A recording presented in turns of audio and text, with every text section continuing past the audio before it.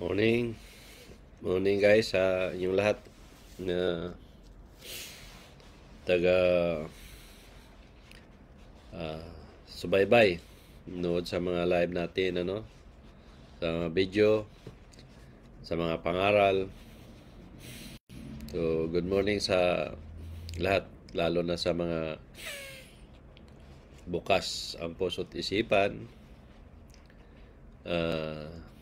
at naging bahagi sa pagsiwalat sa katotohanan. May live ko lang guys, sa mga panghihinayang ba sa mga taong nakakilala o natagpuan na nila ang pangalan ko sa pamagitan ng pag-share ng mga tao din na naging bahagi na gusto din na maiparating sa kapwa nila ang tunay na mensahe ng Diyos. Kaya dumating sa punto na nakarating sila sa akin at nagpagamot dahil may mga karamdaman. Active ngayon ako sa Cebu dahil yun nga, maraming tao doon na nag-share at marami din ang tao na nakikinabang. Kaya kahit saan lugar sa Cebu, maraming tao na nakikinabang. Ito yung mga taong bukas ang puso't isipan at lubos na naniniwala. Ngayon, hindi natin maiwasan yun guys, hindi natin yun maalis sa kalooban ng tao. Na may mga tao talaga na sarado. Kaya nga may bukas, meron din sarado ang kalooban. Ito yung mga taong nagpagamot. Tapos, naparamdam ang Diyos, nabuhay ang Diyos. Sa haba ng panahon nilang tiis sa sakit, 4 years, 3 years, 5 years, o 2 years man, dala-dala nila ang karamdaman, lalo na sa stroke. Ang stroke, hirapan, maglakad, dahil may angat ang kamay, nag-struggle sila guys ng taon ang bilang. Ngayon, ang paggamot, naghimala ang Diyos na nagparamdam, nabuhay ang Diyos. Una, nalalaman ko kung anong meron sa kanila. Instant sa panahon na yun. Pangalawa, nagkaroon sila ng komportabling pakiramdam na pagtungo sa lubos na pagaling. Kung dati hirap maglakad, ngayon hindi na siya nahirapan maglakad. Kung dati masakit ilakad, ngayon hindi na masakit ilakad. So ngayon, nakikita talaga nila na mayroong himala na ginawa ng Diyos sa haba ng panahon nilang dala sa mga karamdaman. Ngayon, dahil sa pagbabasa, pag-share ng mga taong tunay na niwala sa mga pangaral ko na narinig nila na tungkol sa mga gawain ng mga pari at pastor nila. So, ano nangyari guys? Nawala ng gana. Nang lalamig. Ika nga, kasi active sa simbahan, membro sa choir, katekista, minister, at mga presidente sa simbahan nila. So, anong nangyari? Hindi na sila tuloy naniwala. Kasi nga, ang nasa isip ng mga taong ito, sinisiraan ko yung pare nila. Kita ninyo guys, ganun kababaw ang tao mag-isip. Nagparamdam ang Diyos sa kanila, intimano. Sa loob ng 5 years, 3 years, 2 years, hindi sila pinagkalooban ng Santo Niñong sinabi nila na naghimala. Hindi sila pinagkalooban ng labi mamamiri nila o mga sinong santo na sa loob ng simbahan, kasi nagkalat ang mga santo sa loob ng simbahan. Yung mga santo nilang gawa sa kahoy bato. Sa Santo Niño nila, taon-taon sila sumasayaw. Taon sila sumasama sa parada. Pero hindi sila nakaramdam ng pinapagaling sila o naghimala ang Santo Niño o mga rebulto. Bakit? Hindi na abutin ng 5 taon, 4 na taon o may isa pang 25 years o 20 years na magtiis sa ramdaman na yun. Bakit umabot pa sa akin? Kasi nga, hindi totoong nagmilagro ang mga santo at ang Santo Niño. Meron pa nga isa, na ang sabi, pag gumaling na siya, pagpasalamat sa Santo Niño. Kita ninyo? Ganun mag-isip ang tao. Sa haba ng panahon ninyong sakripisyo sa sakit ninyo, nagsasayaw kayo sa Santo Niño, sumasama kayo sa parada ng Santo Niño, o sa mga birhen ninyo, bakit hindi kayo gumaling? Tapos nung ginamot ko kayo, nandiyan na ang kagalingan ninyo, tapos magpasalamat kayo sa rebulto. Ano sinabi ng Diyos? Ikaw ang nanggagamot, pero ako ang nagpagaling. So ngayon, kung gumaling kayo, doon kayo sa Diyos magpasalamat. Anong way nyo magpasalamat? Hindi nyo marinig ang Diyos na salamat, Panginoon. Di ba?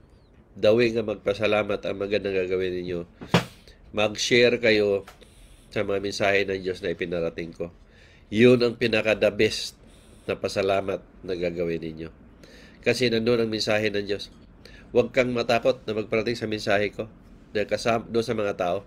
Dahil kasama mo ako sa lahat ng panahon. Di ba? Hindi yung pumunta kay Santo Niño, magluhod-luhod kayo doon. O pumunta ka sa pare kasi nang umpisal, meron kong ginamot. Nang umpisal sa pare, nagpagamot siya sa akin. Sinabihan siya ng pare. Ngayon, bakit ngayon mo lang sinabi? Nakaganda yun, ginawa niya. Para malaman ng pare na nasa lugar pala nila ako na gumagapang. At lalong kakabahan ang mga paring yan. Dahil marami ng tao nagising sa katotohanan at hindi na magbibigay ng perang inaasam-asam nila sa tao. Yun ang sinasabi ko. Pinagluloko na kayo ng mga pari at pastor ninyo. Nanatili kayong nakasamba, nakatingala. Di ba? Ngayon, pinagsilbihan nyo pa. Sa huli, ipinagtanggol nyo pa. Kaya ako nagsasalita ng mga salitang bobo, tanga at inutil. Kasi nakikita ninyo na gano'n na nga ang ginawa ng mga taong ito sa inyo. Tapos, todo tingala, samba, o pinagtanggol nyo pa. Yun namang nasa sa mensahe ng Diyos. Na mga taong sinasamba nila, tingatala nila, silbihan nila, ipinagtanggol nila, dapat lang ipagtanggol dahil biruan makasalanan sila. Napakalinaw yan na mensahe. Ngayon, natakot kayo sa mga paring yan? Pastor na yan? Alam niyo guys, kung totoo yan sila, ay matagal na nila akong kinumpronta. Hindi na ako aabot ng 13 years na pagsiwalat sa totohanan. Tingnan niyo doon sa Gimaras. Kinumpronta ako ng pastora. Hindi nagtagal. Tumalikod. Nag-walk out. Nasa video yan. Panoorin nyo. Kung paano siya kumaripas ng tumalikod at lumakad ng walang lingon-lingon. Dahil power ng Diyos ang kalaban nila. Yung pare na mismo nandoon, hindi nakalapit. Nandoon lang, ilang dipa lang na mula sa akin, nakaupo na lang sa hagdan. Kalikunan nyo na ba siya, guys? Sa likod ng manarinig nila sa akin ng mga pare at pastor ninyo, tinatawag ng Diyos na mayroong kasalanan. Alam nyo guys, kung hindi ko totoo, matagal na akong nawala sa mundong ito. At matagal na akong nasa batas sa lupa. Kung talagang hindi ako totoo. Pero dahil totoo ako guys, nasa mensahe ng Diyos. Nasa palagay nila na agrabyado sila, dalhin nila sa korte. Harapin mo sila. Walang pare at pastor na makalapit sa iyo. At iyon ang totoo. Kasi 13 years ko nang ginawa. At yung mga mensahe na yan, isiniwalat ko yan 2013 pa. Yung mga mensahe ng Diyos nagkatotoo, yung mga trahedya, 2013-14 pa yan, mga mensahe. At nagsilabasan yan, nakalipas, nakaraan lang. Isipin ninyo yan. Tapos mag-umpisal kayo sa pare. Samantalang ang pare ninyo hindi kayo natulungan. Nasakit ninyo na taon ang bilang. Ngayon, mag-umpisal kayo sa pare. Kayo nagsusumbong sa kasalanan ninyo. Samantalang ako na nagamot sa inyo. Ako nakakaalam kung ano ang mga meron sa inyo. Pag tinanong ko kayo, oo ang sagot ninyo. Di ba? Di ako ang nangumpisal sa inyo. At hindi kayo. Sino ang mas matimbang sa inyo? Yung ako ang nangumpisal sa gawain ninyo o anong meron sa inyo? Na hindi ko alam dahil malayo ako, nasa Australia ako, nasa Cebu kayo, o sa Pilipinas, o sa ibang bansa. O yung pare ninyo, nandyan lang sa lugar ninyo. Paano nyo maisip yun? Na mas matimbang ang pare ninyo. Na habang panahon kayong sumusunod sa pinapasunod ng pare, sumasayaw sa Santo Niño, pero walang himbalang dumating sa inyo, lalo na sa sakit ninyo. Kung totoong naghimala ang Santo Niño ninyo, bakit hindi kayo pinagaling sa haba ng panahon? Bakit dito pa sa akin na ginamot ko kayo, araw lang ang bilang, isang linggo lang ang bilang, marami na kayong naramdaman na komportable kayo at gumaling kayo. Mag-isip kayo mabuti. Kung nasaan ang himala, yung Santo Niño ninyo, nasa haba ng panahon na walang ginawa sa inyo, o itong nagpagamot kayo sa akin, nandito ang mensahe ng Diyos na totoo. Kaya guys, mag-isip-isip kayo ng tama. Sayang ang pinagkaloob sa inyo ng Diyos na hindi nyo ginagamit sa tama. Kulang nanghihinayang. Akala niyo lubos na kayo ang pagaling. Gawa-gawa ako lang guys. May iling-iling na lang ako. Sayang ang naumpisahan.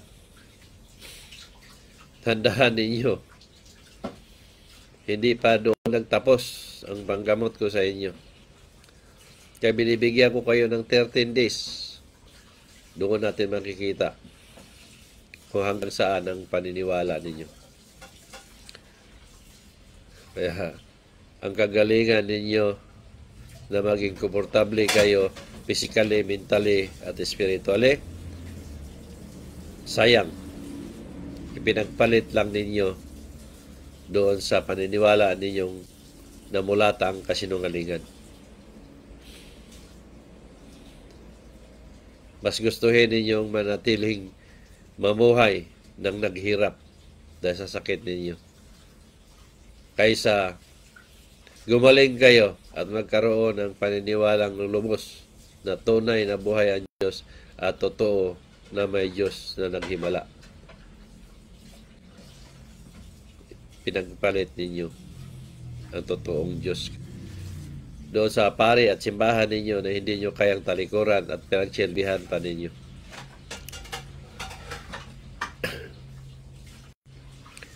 Guys, sabi ko sa inyo, sayang ang pagkakataong natagpuan ninyo ang tunay na Diyos na naghimala. Napakalinaw ang sinabi ng Diyos. Maswerte ang mga taong naniwala sa iyo na ginamit ng kasangkapan at naniwala sa akin na si Jesus Christ. Ikaw ang nagagamot, pero ako ang nagpagaling. Isipin niyo mabuti kung anong mensahe ang meron na yun. Kung nakaintindi kayo ng Tagalog, hindi naman sure mahirap intindihin yan sa mga Bisaya.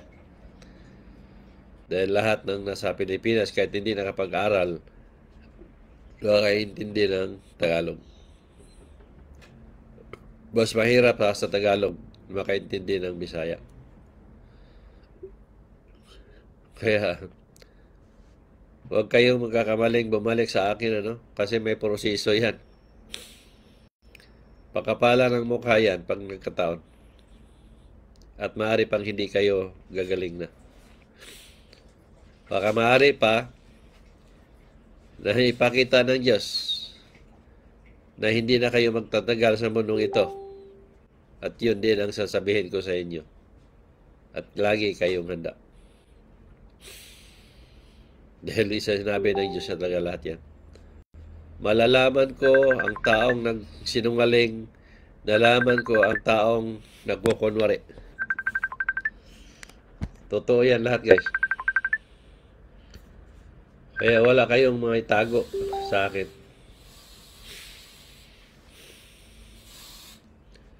Ano man ang gagawin ninyo, hindi kayo makapagtago.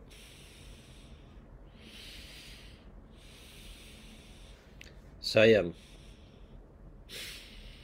Kaya, pag-isip-isip muna kayo bago pa mahuli ang lahat. O sige guys, tapusin mo na ng live kasi papasok ako. At mamaya uli kung may pagkakataon, may sikapin ko na makapag-live kahit papano. So maraming salamat sa mga nanood, sa naging bahagi. And patuloy lang, keep going lang tayo guys.